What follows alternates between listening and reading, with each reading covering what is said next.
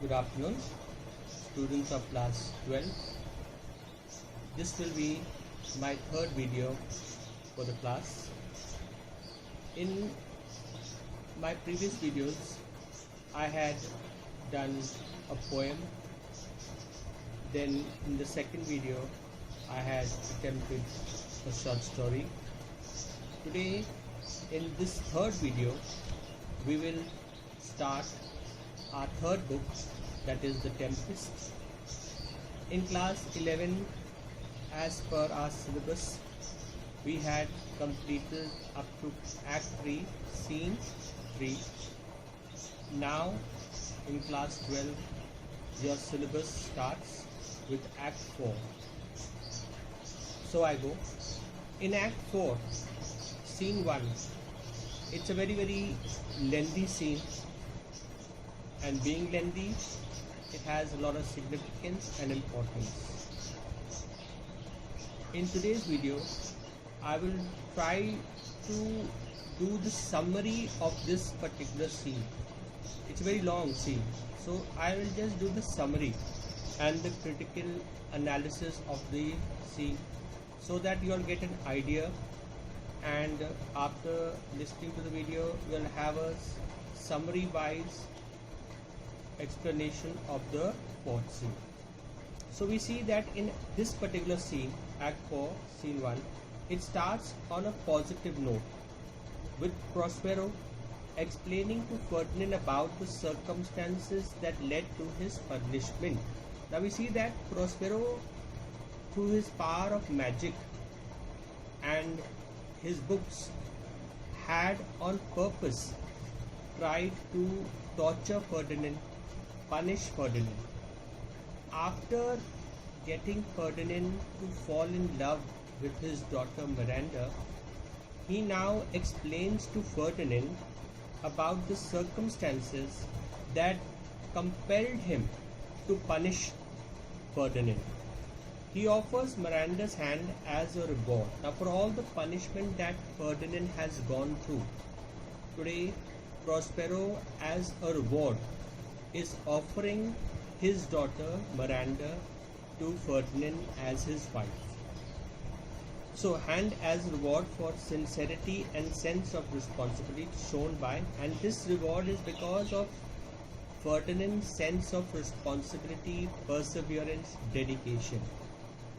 He goes on to describe Miranda's quality. Now, as her father, he knows Miranda, and he is explaining to Ferdinand the minute qualities his daughter has and how precious she is to him. And he also tells Ferdinand what Miranda means to him as a father, how precious Miranda was to him. Ferdinand acknowledges the value of Miranda and promises that he will not think otherwise. Now, Ferdinand also knows the value of Miranda and promises to her father, that is Prospero, that he will be sincere, he will be honest with Miranda. Even if God comes to deny it, he goes to the extent of saying that even if God comes to deny him this, yet he will show his dedication and sincerity towards Miranda.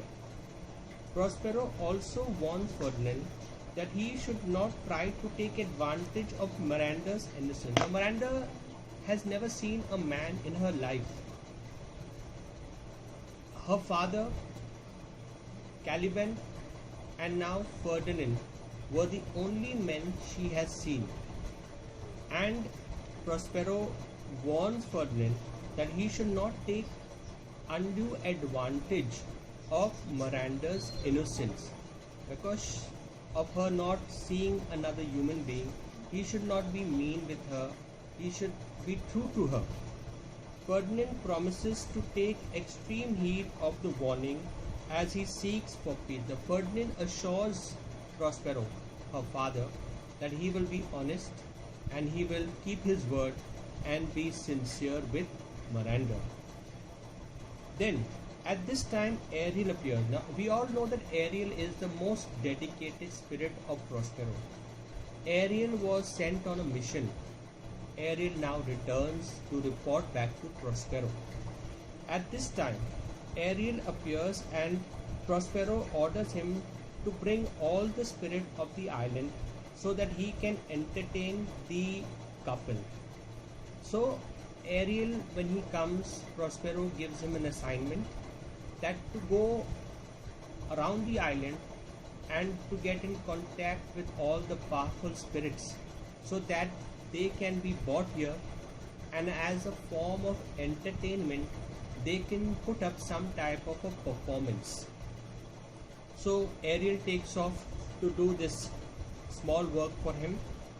Then this is evident of the superior magical. Now this is shows the magical skills of Prospero.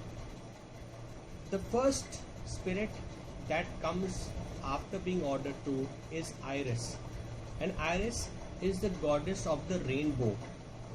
She calls Ceres. She calls another goddess by the name of Ceres, and Ceres is the goddess of the earth and agriculture to answer the summons of Juno. Juno is a third goddess. Juno is a superior goddess, and it is Juno who orders them to come. And Juno tells them to come and to bless the to-be couple. They shower a lot of blessings on the couple.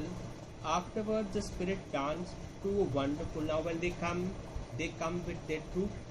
They come to entertain, and they come to show love on the to-be couple.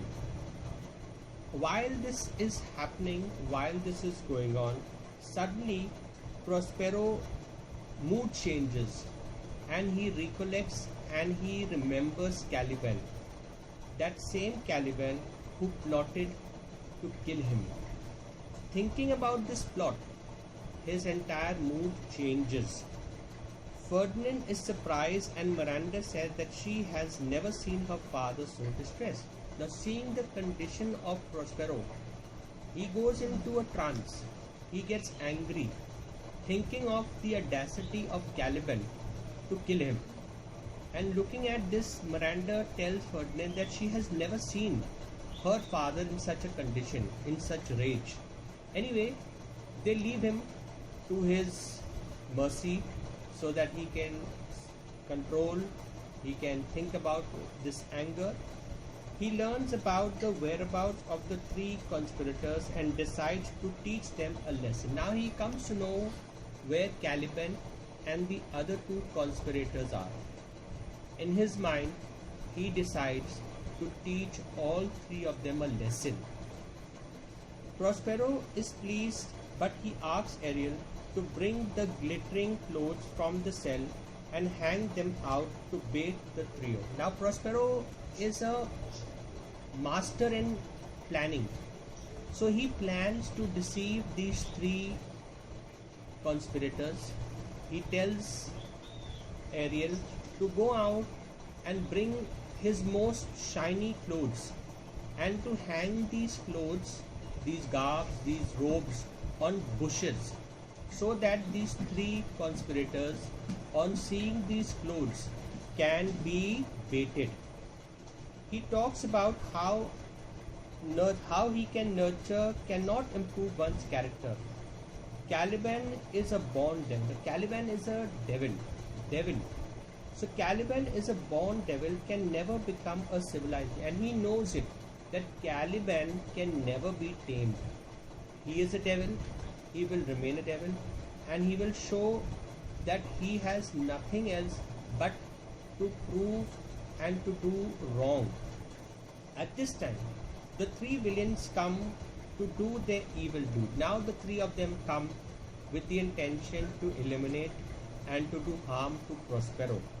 Stefano and Trinculo, the other conspirators along with Caliban, are distracted by the gaudy and the shining clothes. Now when they come to commit their crime, they are attracted by the shining clothes that are hanging on the bushes, and they are attracted towards those clothes. And Caliban feels disillusioned by the newly found god. He warns them of the consequences of waking up. Now he knows the power of Prospero, and he warns the other two to be careful of Prospero's power, his magical power, who will definitely torture them with aches and pains if their plan is discovered. Meanwhile, spirits in the form of dogs and hounds. Now, while they are approaching, Prospero knows their movement. Prospero knows what they are doing.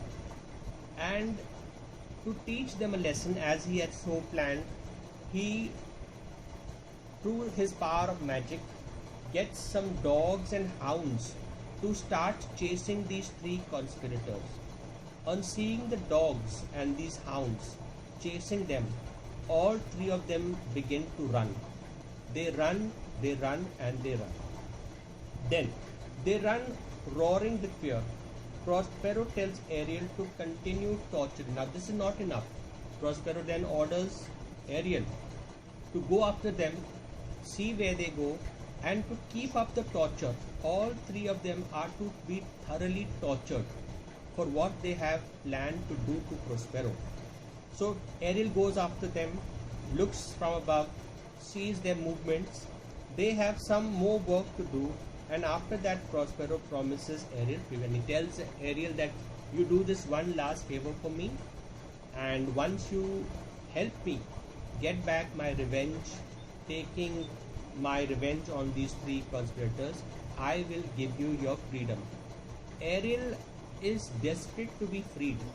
Ariel is wanting his freedom, so he does his work. Okay, so that is just a brief summary of the part Act 4 Scene 1. The next time I'll share another video in which I will start the explanation of the scene. Now, just to help you all a little bit more, we will also do the critical analysis of this particular scene. So the critical analysis goes as follows. The minor plot of Ferdinand Miranda love story is nearing its culmination. Culmination is end. So now this plot of Ferdinand and Miranda falling in love is practically coming to an end when both of them will be united by marriage. Ferdinand is offered Miranda's hand in marriage.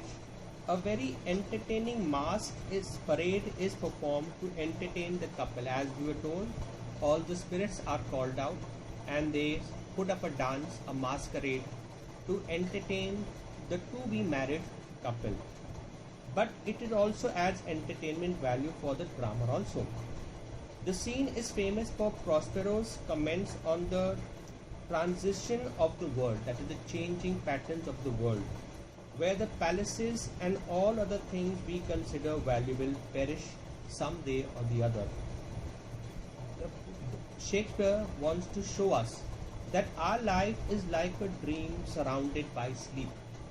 Just as the spirits who showcase their enchanting performances vanish into thin air, the show of human life also lasts for a short time. We also don't know what is our future. So just like these spirits appear and vanish, different problems, different tests come into our life. They come and they also vanish. Ariel plays in this particular scene. Ariel plays a crucial role in this scene, arranging the masquerade, the music, and the punishment of the three criminals.